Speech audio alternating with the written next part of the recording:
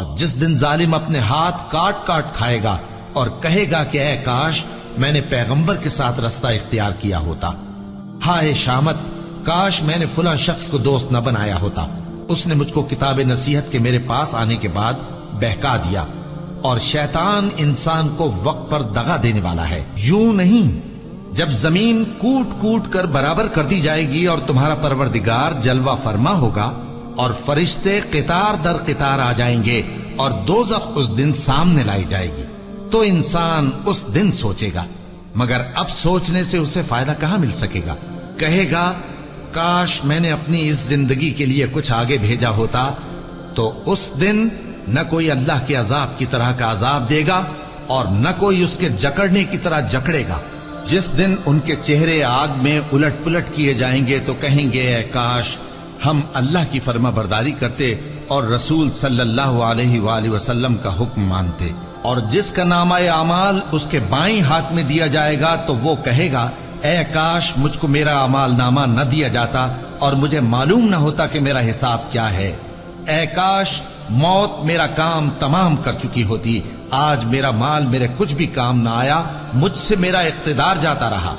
حکم ہوگا کہ اسے پکڑ لو، اب اسے طوق پہنا دو، پھر دوزخ کی آگ میں اسے جھونک دو، پھر زنجیر سے جس کی لمبائی 70 گز ہے جکڑ دو۔ اور ان سے دنیا کی زندگی کی مثال بھی بیان کر دو کہ وہ ایسی ہے جیسے پانی جسے ہم نے آسمان سے برسایا تو اس کے ساتھ زمین کی پیداوار مل کر نکلی، پھر وہ چورا چورا ہو گئی کہ ہوائیں اسے اڑاتی پھرتی ہیں، اور اللہ تو ہر چیز پر قدرت رکھتا ہے۔ مال اور بیٹے تو دنیا کی زندگی کی رونق و زینت ہیں، اور نیکیاں جو باقی رہنے والی ہیں وہ ثواب کے لحاظ سے تمہارے پروردگار کے ہاں بہت اچھی اور امید کے لحاظ سے بہت بہتر ہیں۔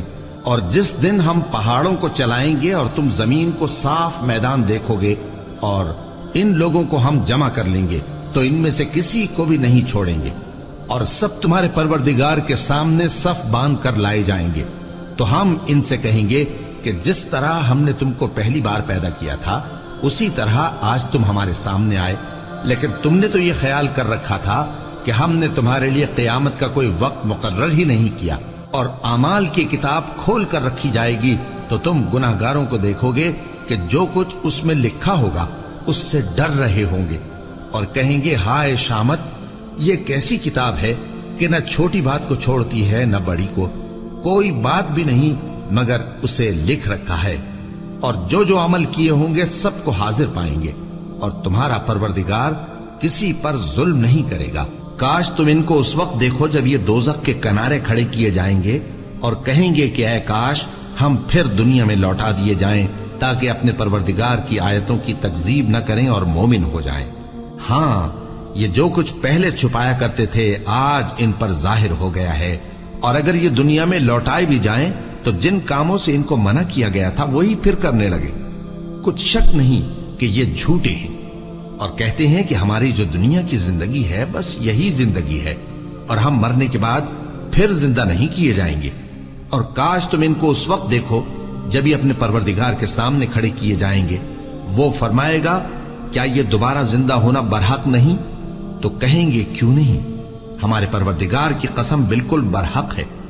اللہ فرمائے گا اب کفر کے بدلے جو دنیا میں کرتے تھے عذاب کے مزے چکھو۔ جن لوگوں نے اللہ کے روبرو حاضر ہونے کو جھوٹ سمجھا وہ گھاٹے میں آ گئے، یہاں تک کہ جب ان پر قیامت ناگہاں آ موجود ہوگی تو بول اٹھیں گے کہ ہائے اس کوتاہی پر افسوس ہے جو ہم نے قیامت کے بارے میں کی، اور وہ اپنے اعمال کے بوجھ اپنی پیٹھوں پر اٹھائے ہوئے ہوں گے، دیکھو جو بوجھ یہ اٹھا رہے ہیں بہت برا ہے۔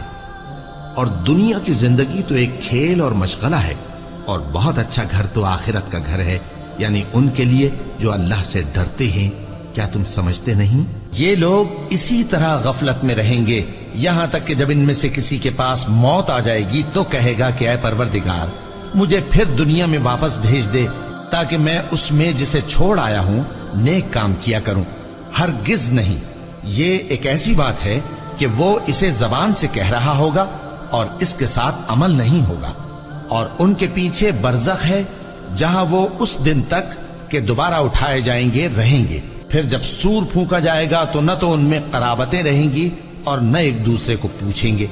تو جن کے اعمال کے بوجھ بھاری ہوں گے تو وہی کامیاب ہیں، اور جن کے بوجھ ہلکے ہوں گے وہ لوگ ہیں جنہوں نے اپنے آپ کو خسارے میں ڈالا، ہمیشہ دوزخ میں رہیں گے۔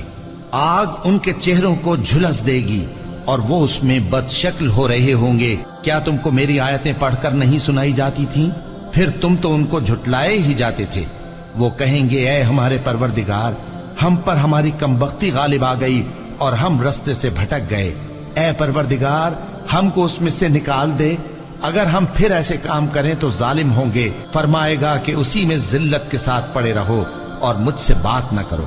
میرے بندوں میں ایک گروہ تھا جو دعا کیا کرتا تھا کہ اے ہمارے پروردگار، ہم ایمان لائے تو تو ہم کو بخش دے اور ہم پر رحم فرما، اور تو سب سے بہتر رحم کرنے والا ہے۔ تو تم ان سے تمسخر کرتے رہے، یہاں تک کہ ان کے پیچھے میری یاد بھی بھول گئے، اور تم ہمیشہ ان سے ہنسی کیا کرتے تھے۔ آج میں نے ان کو ان کے صبر کا بدلہ دیا کہ وہی کامیاب ہو گئے۔ اللہ پوچھے گا کہ تم زمین میں کتنے برس رہے؟ وہ کہیں گے کہ ہم 1 روز یا 1 روز سے بھی کم رہے تھے۔ شمار کرنے والوں سے پوچھ لیجئے۔ اللہ فرمائے گا کہ وہاں تم بہت ہی کم رہے، کاش تم جانتے ہوتے۔ کیا تم یہ خیال کرتے ہو کہ ہم نے تم کو بے مقصد پیدا کیا ہے، اور یہ کہ تم ہماری طرف لوٹ کر نہیں آؤ گے؟ تو اللہ جو سچا بادشاہ ہے، اس کی شان اس سے اونچی ہے، اس کے سوا کوئی معبود نہیں، وہی عرش کریم کا مالک ہے۔ اے پیغمبر، میری طرف سے لوگوں کو کہہ دو کہ اے میرے بندو، جنہوں نے اپنی جانوں پر زیادتی کی ہے، اللہ کی رحمت سے نا امید نہ ہونا۔ اللہ تو سب گناہوں کو بخش دیتا ہے، بے شک وہی تو ہے بڑا بخشنے والا، بڑا مہربان۔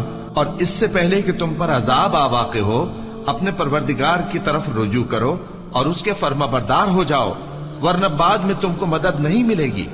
اور اس سے پہلے کہ تم پر ناگہاں عذاب آ جائے اور تم کو خبر بھی نہ ہو، اس نہایت اچھی کتاب کی جو تمہارے پروردگار کی طرف سے تمہاری جانب نازل ہوئی ہے پیروی کرو۔ ایسا نہ ہو کہ اس وقت کوئی شخص کہنے لگے کہ ہائے اس کوتاہی پر افسوس ہے جو میں نے اللہ کا حق ماننے میں کی، اور میں تو ہنسی ہی کرتا رہا، یا یہ کہنے لگے کہ اگر اللہ مجھ کو ہدایت دیتا تو میں بھی پرہیزگاروں میں ہوتا، یا جب عذاب دیکھ لے تو کہنے لگے کہ اگر مجھے پھر ایک دفعہ دنیا میں جانا ہو تو میں نیکوکاروں میں ہو جاؤں۔ ارشاد ہوگا کیوں نہیں، میری آیتیں تیرے پاس پہنچ گئی تھی مگر تو نے ان کو جھٹلایا اور شیخی میں آ گیا اور تو کافر بن گیا۔ اور اے مخاطب، جن لوگوں نے اللہ پر جھوٹ بولا، تم قیامت کے دن دیکھو گے کہ ان کے چہرے سیاہ ہو رہے ہوں گے۔ کیا تکبر کرنے والوں کا ٹھکانہ دوزخ میں نہیں ہے؟ اور جو پرہیزگار ہیں ان کی کامیابی کے سبب اللہ ان کو نجات دے گا، نہ تو ان کو کوئی تکلیف پہنچے گی اور نہ وہ غمناک ہوں گے۔